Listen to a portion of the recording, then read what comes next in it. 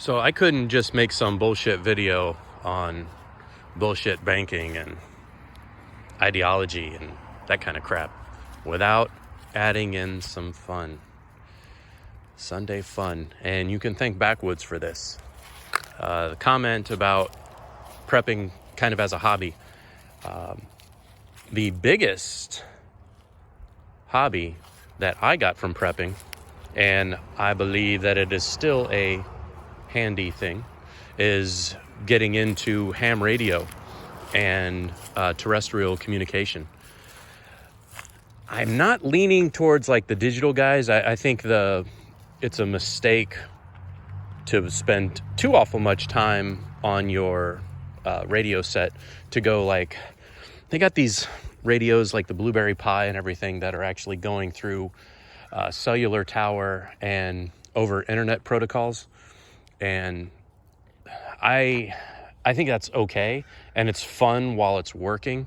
However, we found instances where during hurricanes that the cellular communication tends to be overwhelmed a lot sooner than one would expect, especially when the cellular towers are either one, destroyed, or two, running on minimal power.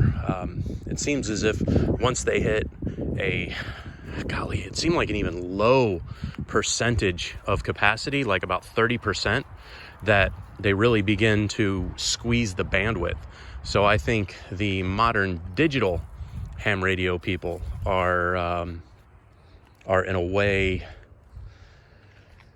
getting away from what makes ham truly good in a disaster scenario. So let me explain. I also don't like raw digital, because if you're on, say, like there's 3 different types of digital frequencies. So if I have a Yaesu radio and you have a Yaesu radio, we could communicate through that digital frequency. However, if you have a Yaesu radio and I just have a analog Baofeng, for example, then you need to actually switch off the digital. I disagreed with, so I'm a certified certified regular operator. So that's one level up from technician and not the highest level.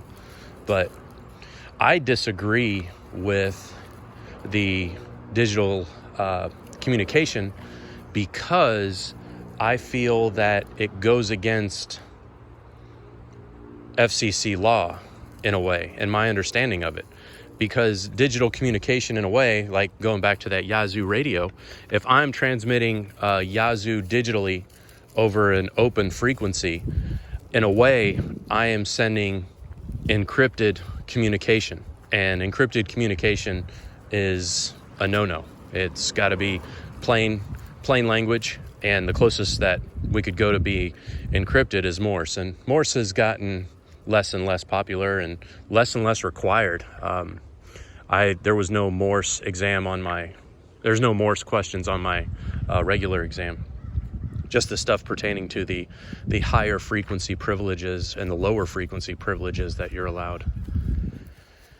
Extra is the third. I should know that right off the top of my head, but I've only been messing with it occasionally now, running simplex with my friends. And the cool thing about simplex from a ham radio is your wattage, your allowable wattage on frequency is much greater than it is on CB. So in theory, with the exception of line of sight, I have a much more powerful transmission than what a CB walkie or a family FRS frequency is allowed to have.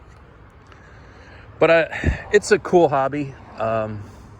There's several repeater towers, and it's fun to run the protocol, fun to be on net, and in my opinion, it's far from obsolete. It's something that's been set up during disasters, and when cell communication is down, ham radio operators are still getting involved with law enforcement and emergency response. So Cool hobby. Hope everybody's Sunday is fun.